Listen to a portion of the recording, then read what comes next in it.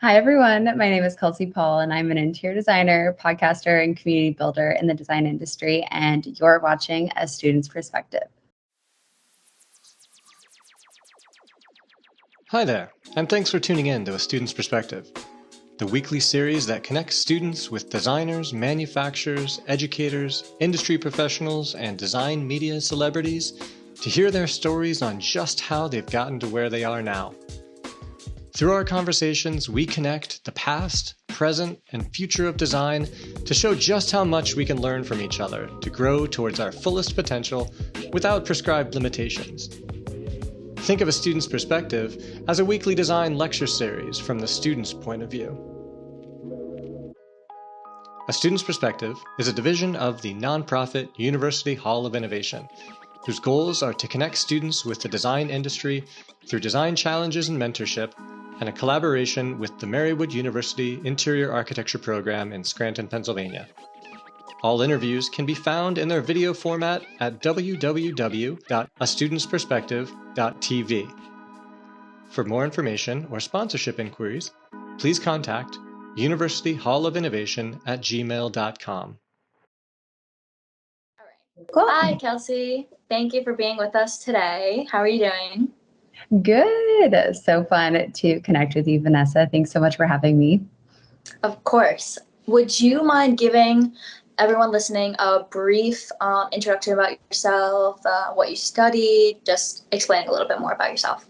Yeah, totally. So I always like to start my story that I came from a design family. My grandpa was an architect, told my dad not to be an architect. So my dad sells windows and doors to architects, and my mom was a textiles rep as well. And obviously I did not listen because in 7th grade, I decided to go to design school. So I got my bachelor's of interior design and minor in architecture at the University of Idaho. I'm originally from Seattle, so going to Idaho made a ton of sense. Not too close to home, but also, the perfect amount of distance where I felt like I was starting new. So after graduation, I knew that I was super passionate about design, super passionate about helping people, and also really interested in going to kind of the teaching space of the design world. So after interning for a bit in Portland, I decided to take a risk and apply to grad school in New York City. So that's where I very nervously made the jump from the West Coast to the big city and did my master's of interior design at Pratt Institute in Brooklyn. Thought that after 2 years, I would quickly make my way back to the West Coast, but 8 years later, and working on the commercial side for 6 years, you make friends, you get comfortable, you have really great experiences. The design community there is so supportive and awesome. You really have everything at your fingertips there. So during that time, I started to notice a ton of my design friends, both at the firm I was at and at other firms, and myself all struggling with similar things. So I had this idea to create a podcast called Studio Chats to help bridge the gap between studio and the professional world, to really amplify voices and conversations of all those things that studio didn't teach us, right? There's so many things you'll find out as you, and everyone, probably knows, as you transition from the school life to the professional world. So after 90 episodes, if I could tell you anything that I learned, is that we're all kind of doing our best, faking it till we become it, but also there's just so much to learn from everybody at all different levels of the industry. And also different positions. There's so many different opportunities that we as interior designers have coming out of school for our careers. And it's really about having more access to mentorship to create those light bulb moments that allow us to, think a little bit bigger and get rid of our limiting beliefs that we might have as we're making this big career jump into the real world. Totally. I know that I'm a senior now, so I am graduating this year, and the real world's calling my name, and I'm not too sure I'm ready for it yet. I know I'll be fine, but the thought of having to leave school forever, probably gonna do my master's here because I need The learning preparation for the real world. Totally. Well, I can totally resonate with that. You're very human to have those nerves. So you moved from the West Coast to the East Coast. I'm from New York, so I'm biased. The best city in the world. What was your first impression moving from the West Coast to the East and going to school there? How was it different from going to school in Idaho to Brooklyn? Oh, totally. So very different, right? So in Idaho, I was in a small little college town where we could walk I lived on campus. All I had to do was wake up, throw on clothes, and sprint up the hill to studio, where I would spend tons of time, of course. And then all the downtown area was also walking distance. So moving to New York, to the big city, was terrifying. People would ask me like, oh my gosh, Kelsey, are you so excited? Best city in the world. You're going to have so much fun. And I remember meeting this guy right before I moved, and he had just moved to Seattle from New York. And he was like, oh my gosh, I was there for 7 years. I was obsessed with it. You're going to have so much fun. And I remember just thinking, oh my gosh, 7 years. That's so insane. No way will I do that. And so as far as the difference of contrast between the University of Idaho and Pratt Institute was the University of Idaho is very classical in their training. It was very architecture heavy. Bauhaus, very classical. You learn this is what architecture is. Here's the history of architecture. Here's the buildings that we study. And then going to Pratt was essentially, of course, acknowledging that past and education, but also like, okay, what can we make architecture? How can we really just extrapolate these crazy concepts and just make it really organic and out of the box? So it was really cool having both those contrasting experiences. So if you are thinking about going to grad school and you already have your interiors background or architecture background, really looking at schools outside of your comfort zone that are going to challenge you to stretch you in different ways. Because I also had applied to do my master's of architecture at the University of Idaho. They kind of make it almost too easy as far as combining the two programs. And that was my original route that I was planning on taking. And then after doing a study abroad for that program and also interning, that really challenged me to think, like, am I doing this for the right reasons that made sense for me as far as like the big term, long-term vision that I wanted? And I've always been interested in traveling. And so for me, like going to a new city just helped kind of bridge the gap between, being scared enough and knowing that it was going to be the best thing for me. So having kind of following those gut feelings, even if it scares you, right? Yeah, I totally get that. I come from New York, so when I picked Marywood, I was like, this is I kind of did the opposite of what you did. I went from this bustling, like constant move, fast paced place to a place where it's always Sunday and quiet and people take their time and stroll. So my first year here was the hardest adjustment. My friends were like, you talk funny. You're so fast. You do everything so quick. Slow down, slow down.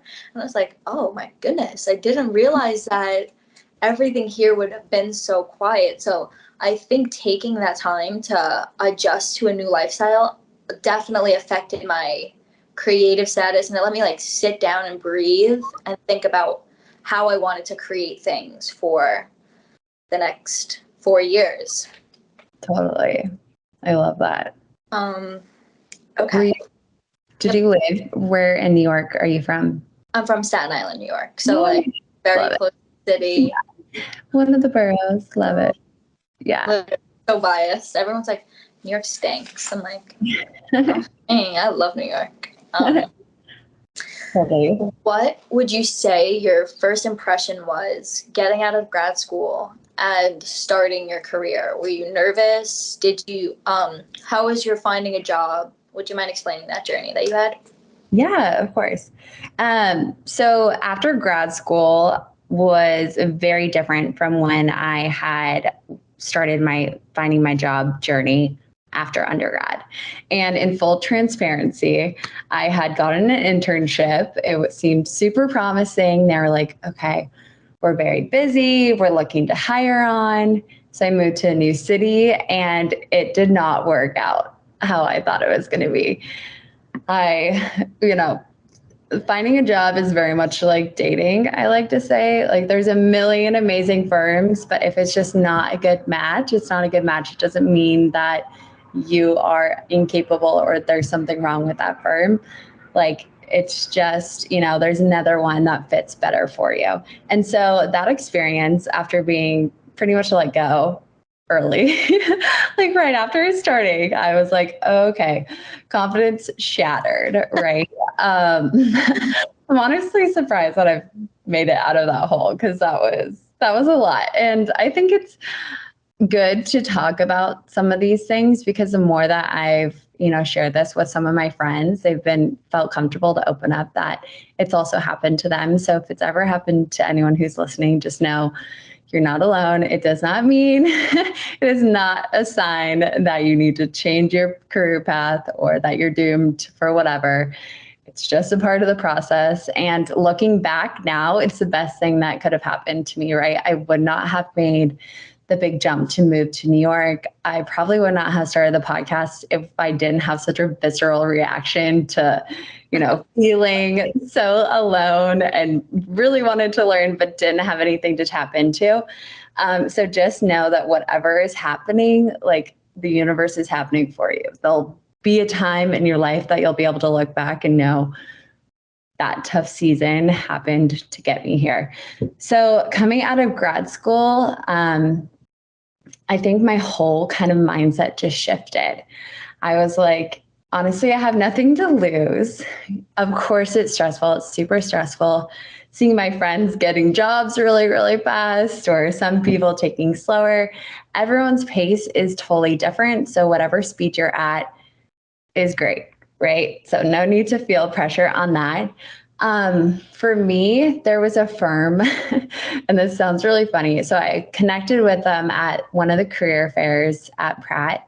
So I'm sure you guys have something of that nature. So definitely take advantage of that. But in those moments, let your personality shine. I know it's really hard to feel kind of nervous, especially when you're in these professional settings where there's maybe an older principal who seems like he totally has all of his stuff together, or she's just totally slaying it. It's really easy to put these people on the pedestal, but end of the day, we're all humans. So treating them like, your friend, making them comfortable and kind of having that personal connection. So, and of course, letting your work speak, it comes hand in hand. You need to make sure that your portfolio speaks well for your work and your work ethic and your abilities, but also let your personality shine because they're looking for people that they can really connect with, put into their team quickly, really integrate. And so, long story short, there was this firm and they had a kickball team. And I was, this sounds so lame, but out of all of the firms, I'm like, that is so cool. Like, I love that they come together and they do awesome work and have awesome clients, but they also are able to do something that I'm really excited about and like makes me happy. And so when I was following up with them, I just kind of kept on being like, hi, of course, follow up is so important. So I followed up that night, sent my portfolio, followed up again, probably followed up again. And then like, oh, and also if you're looking for another kickball player, I'm really great. So just let me know. And then got the interview. And I'm not saying that because I was a good kickball player, it's what got me the job. But I think just letting those people know that you're human too, and this is kind of like your personality, whatever that specifically may be, really made me stand out versus someone who is maybe just copying and pasting like the same email to everyone and being a little bit uptight. So in the interview, I thought I literally have nothing to lose. and this is, mind you, very different from when I felt like I had everything to lose, that I was about to quit and become a flight attendant and totally, throw everything to the wayside. But just shifting that perspective and coming in with a different energy, I was excited to get to know the people who I was interviewing with. Of course, you're there to share your portfolio as well, but having that conversation, creating that connection, really stood out.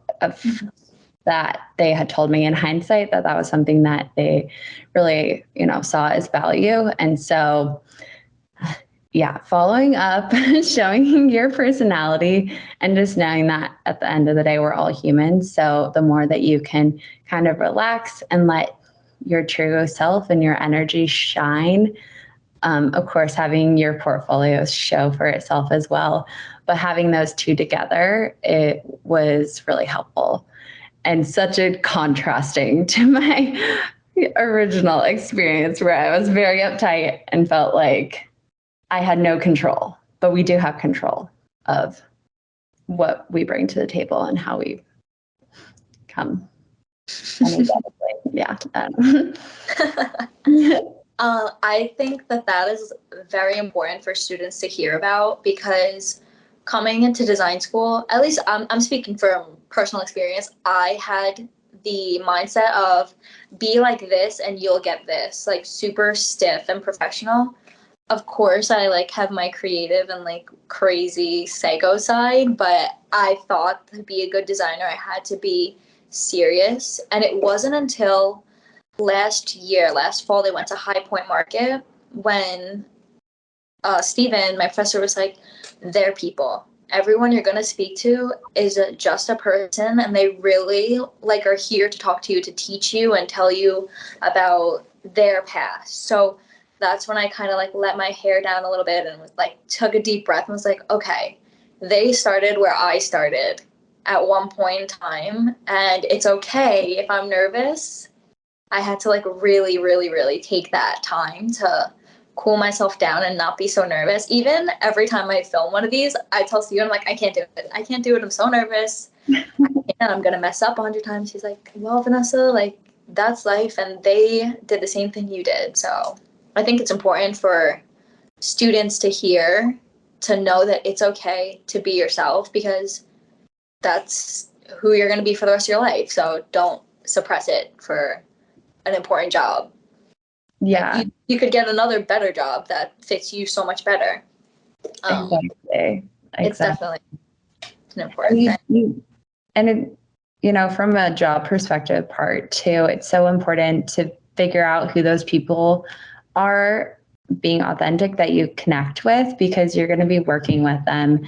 They're going to be your design leader or, your PM, your project manager. And if there's this weird connection and you don't collaborate together, it doesn't matter how brilliant both of you are. It really is a team sport in that sense. So I'm so happy that you shared that. Yeah. And I also really like that you shared your internship and experience and how it didn't really work out very well. I also had a very similar experience where I didn't match well with the company that I worked for, and it just wasn't the best place where I could grow. And I also think that's super important for students to know that it's okay. And like dating, it's okay, and this person or this company just doesn't match with me. I think students are afraid that if they don't go up to par or the company's standards, that they're a failure. And I don't want the people listening to this to feel that way, because I know I felt that way. And from hearing Totally. you, oh yeah, ugly cries, late night Googles, oh my gosh, doomsday, what did I just do? How to save my life. Yeah, exactly. That was even if they're, I had an exit interview and their feedback was very blunt, almost I don't know, to another level. And it was oh my gosh, stab in the heart. Yeah. But looking back, some of those things that you do here, are the best things for you. I'll never forget that. And I'll always now figure out things that I can do to help support my growth within those areas. And so just know that even if it feels like a dagger to the heart, it's all about, the process of growing. And it's a privilege to have those tough moments too. Yeah, those experiences definitely humble you, but also make you a designer and help you be the person you're supposed to be.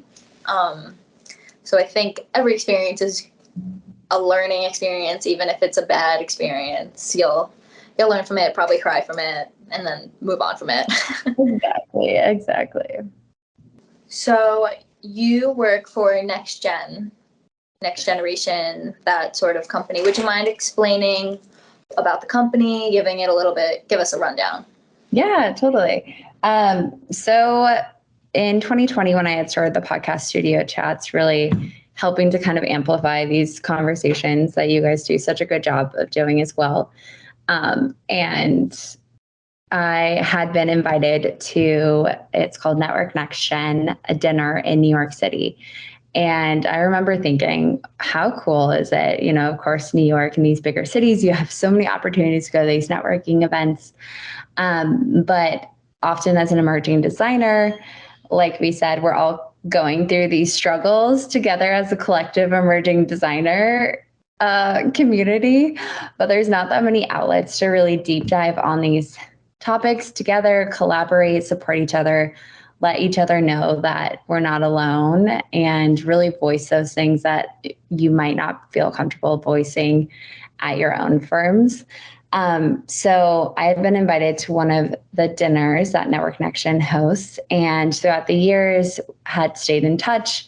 And as our team grew and expanded from 12 cities to 18 cities, I had an opportunity to make the jump from traditional interior designer at large firms in New York to the Next Gen team. So we are in 18 different cities, and we host 4 events per year in each city. And there's 15 designers, all from different firms. And then we bring together 5 manufacturers, all of different product types. So it's a really unique style. Everyone's kind of like a live podcast in a little bit. Everyone shares their story around the table, and then everyone can write a question in the notebook that they've been dying to ask the whole industry. And so we moderate the conversation, and it gets super deep, from like burnout to dealing with tough bosses or clients to negotiating or getting a promotion. We even share salaries. People write down their years of experience and their current salary, and then we'll read it aloud. So it's a really cool opportunity. Like I said, I had been always interested in kind of going into the teaching space.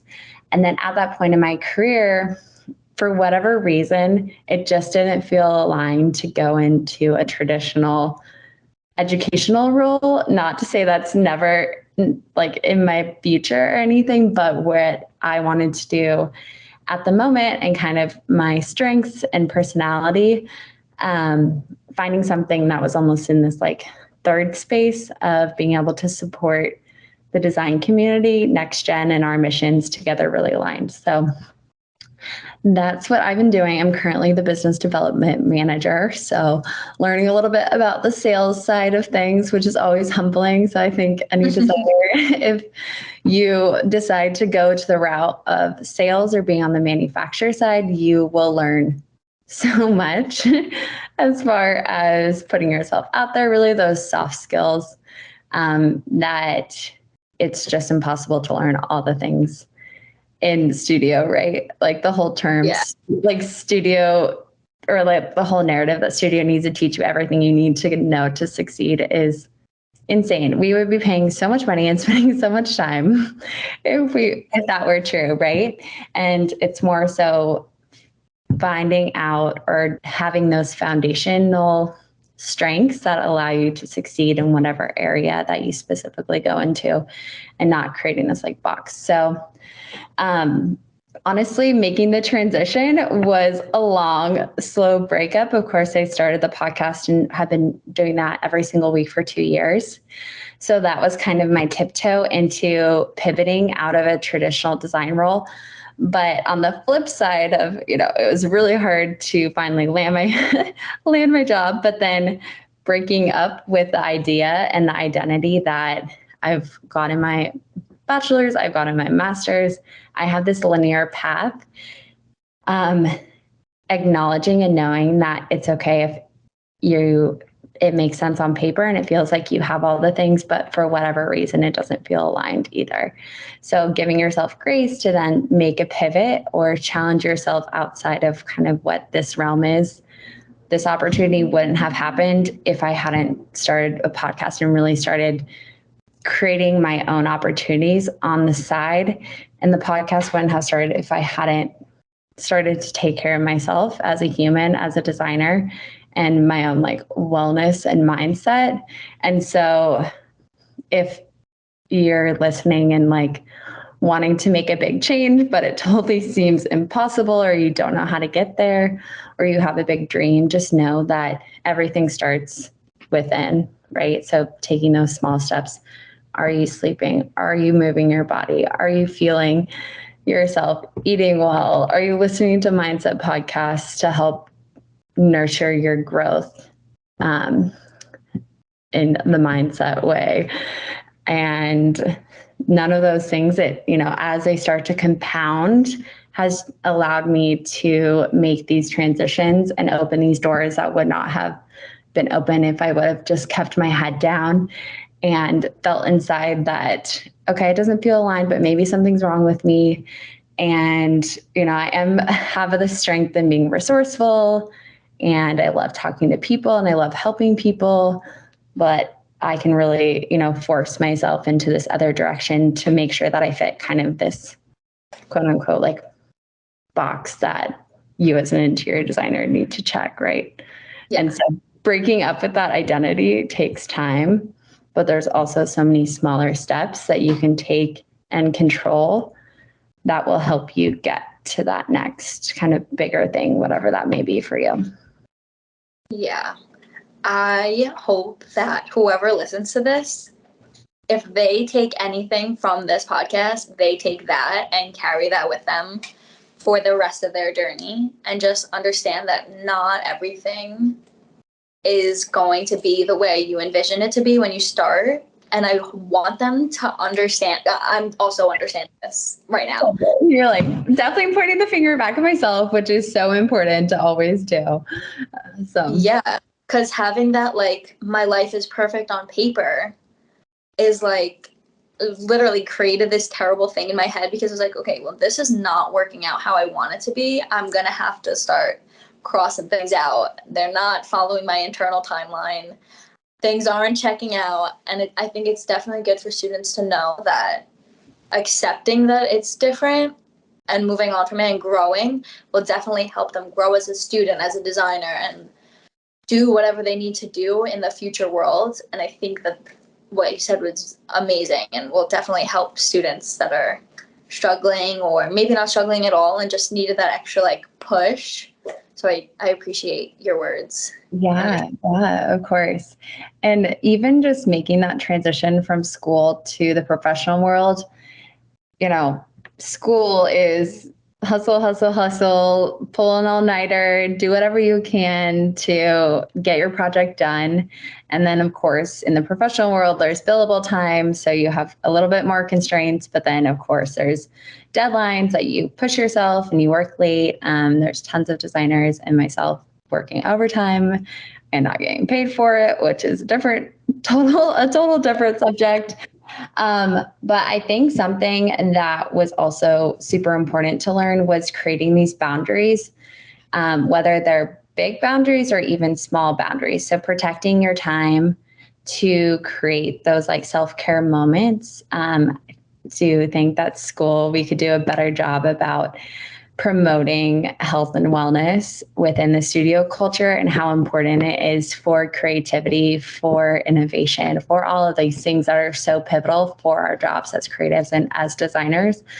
And so for me was creating those moments in the morning, because once I got into the office, I had no idea if I was going to get out at 6 or at 12 a.m. Like, you just don't know. And probably same for studio. Once you're there, your head's down and you're go, go, go till you get whatever done. So make yourself a priority before you start the day for someone else, before you start the day for your project, before you start the day for your client, whether it's 15 minutes or 20 minutes, literally moving your body and listening to for 20 minutes and listening to Mindset podcast for 10 minutes on your commute to wherever you're going is such a game changer. Do not overestimate the power of 30 minutes making whatever a priority to take care of you first. So I just wanted to put that in there. Because I would love if, I know the conversations have started to happen, but the more we can have them, the more change we can make within the industry for the positive. Absolutely. Absolutely. When I came into school, an upperclassman probably graduated already, but they said to me, good luck, because you're never going to sleep again. And that night I made a vow. I will never stay, and this probably was my fault, like my downfall of design, but I will never stay in studio overnight. And I haven't. I only stayed one time until 4:00 in the morning to get my everything finished for my critique, but I never stayed overnight. I would walk in the next morning. I would wake up at like 6:00 in the morning to come in the next day. I need my sleep. I'd come in and kids from like the beginning of yesterday were still there grinding these things out. Can't do it. That's not how my brain works. Need my sleep, need my food. And I think it helped me so much. Maybe it didn't. I don't know. These kids are probably succeeding. I don't know. But I feel like it helped me so much because I took that time for myself. I love my time. I prioritize my time all the time, literally all the time. How many times? No, that's awesome. It's very important. And I want to stress that. I'm going to make like posters and put them around. Make sure you sleep tonight.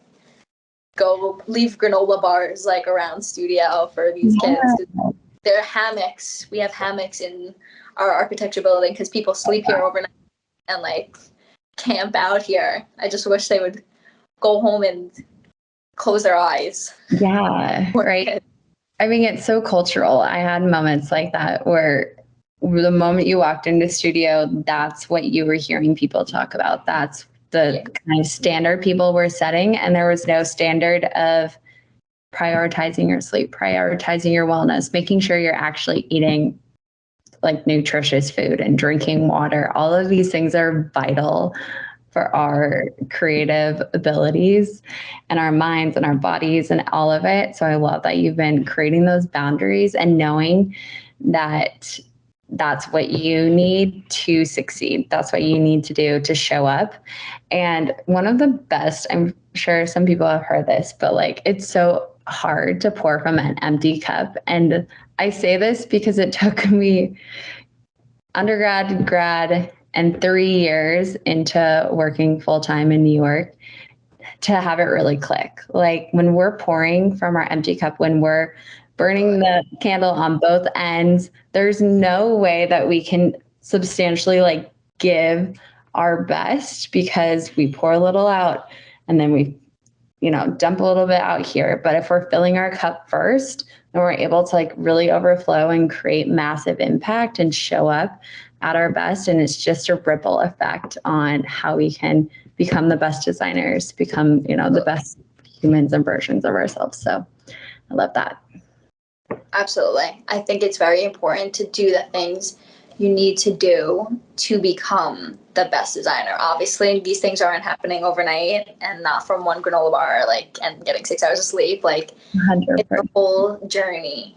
But taking those steps every day to improve your brain, your creativity, all of these things are super important. And I think I neglected them my first and second year. The second half of my first year, COVID hit. So all of my second year of college was this half worked. Sometimes I'll do work, sometimes I won't, kind of online mesh of disaster of design. Oh my gosh. And last year I had to get back into the swing of things And then I left the country and studied abroad. So like so cool. Right now I'm looking back at my college. I was like, was I really even here?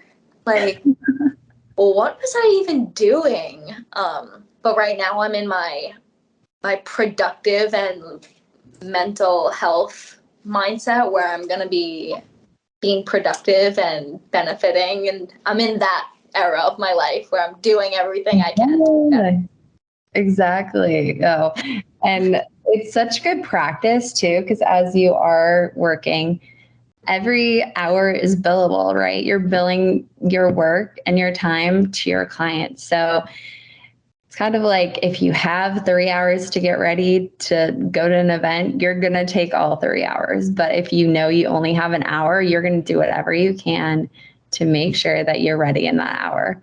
And so it's also knowing that, like, are you able to kind of self-regulate and push yourself harder and make the most of time? So something that's been really helpful for me whenever I am in this time crunch and I know I need to get something out and really, really focus is listening to binaural beats. It's kind of like a white noise, but it has a nice kind of uppity tempo. And so I listen to the same playlist and then also using timers. There's a method called the Pomodoro method, and you essentially do 20 to 25-minute sprints of work, and then you take a 5-minute break. And so the idea and kind of like science behind it is you really only remember what you did at the beginning and what you did at the end. So by working in these sprints and then having like a dance party or going outside or having a snack helps increase the numbers of starts and finishes that you have in your day, so you're able to remember more and be more productive. So if you're struggling to make this transition from the all-nighter role, that is something that's been really helpful to help maximize the time. Yeah, I love that white noise background music, any sort of like beat that'll get me like bobbing my head and I like really could grind. I'm like, I am probably the world's worst procrastinator. Gotta push it all to the side. And I'm like, well, when I get to it, I'll get to it. And then when it's crunch time, my like headphones go in, that white noise is on, and I set the timer. I didn't know about like the science behind it. I was just doing that because it was like, if I have to do this in 1 hour, set the timer because I'm gonna get it done. That's how my brain works. But I mean, I guess I'm a genius since I'm doing this and I didn't even know. Yeah, it's kind of like creating these fun games for yourself, like racing against the clock. And so whatever you can do and knowing yourself. Have you heard of the Enneagram test? Yes. Yeah. So if you haven't taken it, it's a personality test and there's 9 different categories, but it just helps to bring more self-awareness to who you are, what you need, where you succeed. So finding ways to help or techniques to help support your specific needs to get stuff done. Yeah. My best friend Jessica, she's obsessed with them. She's like, Vanessa, take it. And I think I was a 6 for a while, and which is like anxious, overthinker, like big bad words. And she was like, you're a 6, all right. And I was like, no, I'm a 6. No. And I was like a 1, which is like confident. And she was like, yeah, you're confident now. And it's like so funny to like, I saw myself, I guess, grow from this online test, and now I'm believing it. I'm like, I was a 6 and now I'm a 1. Like, I'm just. There you go. It's all the mindset too. So it's nice having kind of that confirmation bias, because if you are feeling nervous, but maybe you don't want to admit it, like I'm a 2, which is a helper, but I'm a wing 3, which is a competitor. And so, yeah, I'm pretty sure that's the name of it, competitor. So it's just good knowing, like, okay, now it's in front of me and I can decide what to do with it. And of course, within all of your like 1s or 2s category, like when you're in stress, you swing to a different number type thing. Yeah. So just all about self-awareness and having that mindset, right? Like by switching your mindset in that moment, you've been able to like create this new, version of yourself. Absolutely. Absolutely. I totally agree. All right. We are approaching the end, and we have a final question to ask. Yes. Like the build-up is crazy. The last question is, if you could give any advice to your beginning self or your past self, what advice would it be? Yeah, such a good question. This is so fun because this is one of the questions I loved asking on my podcast as well. And Stephen had such a great answer when he was on it. So if you have not checked it out, definitely go check out Studio Chats with Stephen Garrison. And for me, right now in the moment, is that there's not one linear path. There's no set definition of what you need to be a successful interior designer or a creative. There's so many routes you can take, and there's so many things that we can control, and they're all the small things like we've been talking about this whole time. It's so intimidating to make that transition. I was so scared. I also had one of the principals of my first firm in New York asked me if I went to grad school because I was too scared to start in the real world.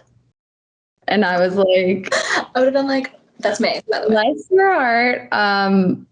Maybe a little scared because that's totally normal and human, but also wouldn't have invested so much time and money and energy just because I was scared. But if you are, and that is your journey, it's no shame to it. So giving yourself grace for those moments and just knowing that looking back, everything is working for you, whatever may be, whatever season it's in. Beautiful. Very well said. Thanks, girl. Ending. All right. Thank you for your time, and thank you for your very inspirational words. I hope that whoever's listening to this really takes everything that you said and feels a lot better about themselves.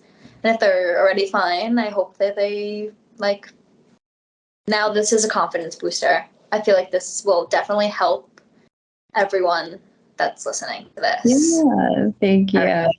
Well, I just want to add really quickly a student's perspective and different, like Studio Chats, a podcast. These are mentors. These are mentorships. They might not be right in front of you. I know mentorship is something that we didn't fully talk about, but sometimes you don't have a mentor or there. I think mentors are gifts, but if you don't feel like you have a mentor, dig into this podcast, dig into Studio Chats, dig into all of these other resources. There's a million great ones. Just know you're not alone. And like Vanessa said, I hope you got some inspiration. Always reach out. I'm here to help. I love doing, one-on-one help out sessions, consultations. I don't know. Here to support you. So do not hesitate. All right. Thank you. And thank you for being welcoming to everyone that might have questions or everything. All right. Thank you guys for watching. If you like this video, make sure you like, comment, and share, and watch it on all of our platforms. Thank you, Kelsey, for giving us those amazing words. Make sure you tune in next week as the conversation continues from a student's perspective. We hope you liked this discussion with the design industry from a student's perspective. Please like, share, and comment, and stay tuned for more inspiring conversations to come.